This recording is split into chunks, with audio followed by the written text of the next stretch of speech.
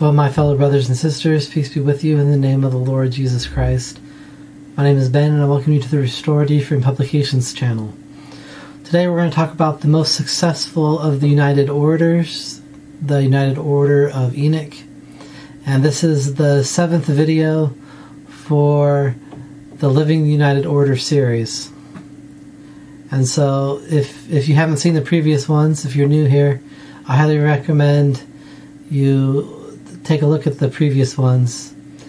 And if you're on YouTube or YouTube, you can find those in a playlist on my channel. Unfortunately, I'm not able to have a playlist for that on BitChute. But let's go ahead and get started. We talked about the possibility of a united order established by Adam last week.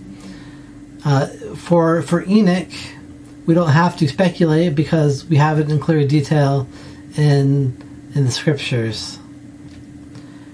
And so this will not be my speculation today as it was last time, because we have a clear picture of it in the scriptures. Now, the united order that Adam may have established, it had fallen apart around the days of Jared, and in order to bring back a restoration of the way, the Lord called Enoch, who was the son of Jared, to be a prophet of restoration. And do I think it was a complete falling away? I don't think it was, but it was enough of a falling away that the Lord established a new dispensation. And the Lord called this united order Zion. We are able to know about the Zion of Enoch, or the United Order of Enoch, because of the Joseph Smith translation of Genesis. And so if we look in that, in the book of Moses, chapter 7, verse 18 and 19, it says, "And the Lord called his people Zion, because they were of one heart and one mind, and dwelt in righteousness. And there was no poor among them. And Enoch continued his preaching in righteousness unto the people of God. And it came to pass in his days that he built a city that was called the City of Holiness, even Zion." So here we see some ideas, and as far as everything in the future of this, all people in the future of Enoch, including us, we all look to the city of Enoch as the example of what our goal should be. And so it's very important that we look at the things that Enoch did so that we can try to emulate it, because there's promises given to us about that. But before we get into that, let's just dissect this verse a little. It says that the Lord called his people Zion, and he says that he called them that because they were of one heart and one mind, and dwelt in righteousness, and there was no poor among them. And so the word Zion is an ancient word that refers to the people being in a state where they're one and they're righteous.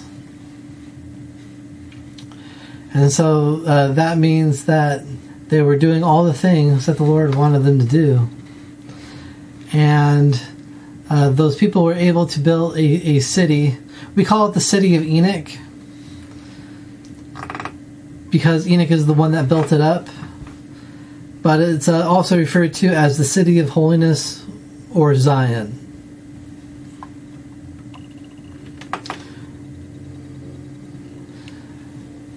Now, that's really the only description that we get of what Enoch did, specifically in order to establish this Zion society.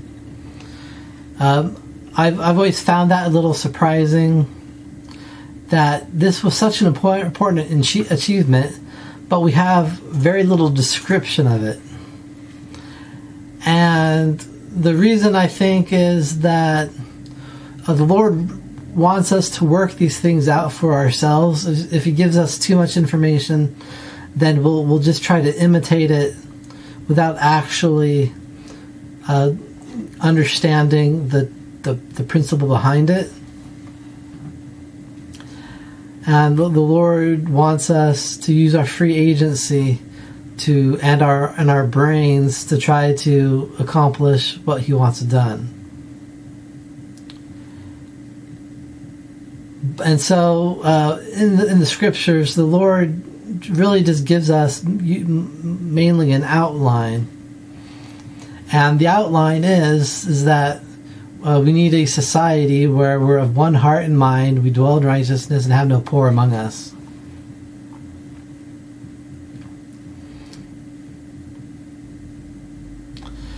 And if we have that type of mindset, if we have a Zion mindset, people like to use the term think celestial now because the prophet used it. But if you truly want to think celestial, then you're going to be striving to live by Zion, or the United Order, which is the law of the celestial kingdom. Now, the people of Enoch were able to achieve this state because they truly had faith in the Lord. And this United Order was so successful that it continues to exist to this day. The people were so righteous that the Lord took the Zion of Enoch up into the heavens with a promise that when we would become like them, then the city of Enoch would be returned to us.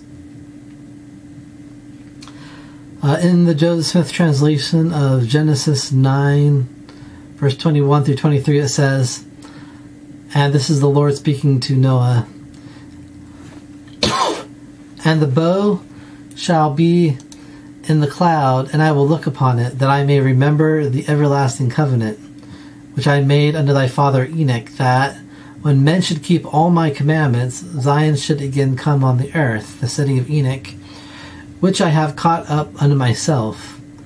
And this is mine everlasting covenant, that when thy posterity shall embrace the truth and look upward, then shall Zion look downward, and all the heavens shall shake with gladness, and the earth shall tremble with joy. And the general assembly of the church of the firstborn shall come down out of heaven and possess the earth, and shall have place until the end come. And this is mine everlasting covenant which I made with thy father Enoch.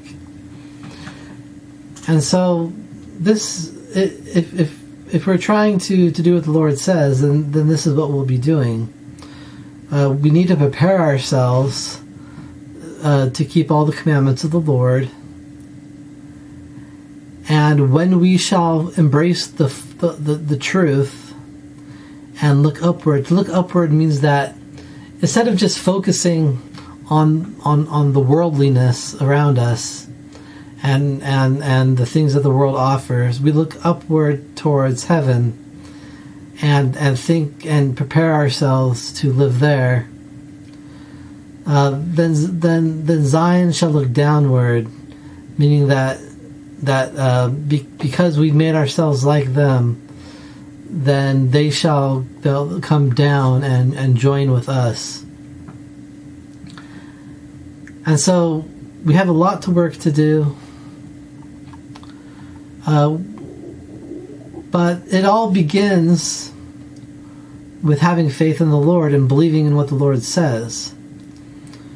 We truly need to study the scriptures. People tend to think that the church is going to tell us everything that we need to do, and that's not the case. The Lord uses the church to set a minimum standard, but the Lord wants us to use our free agency and our own study and our own relationship with the Lord to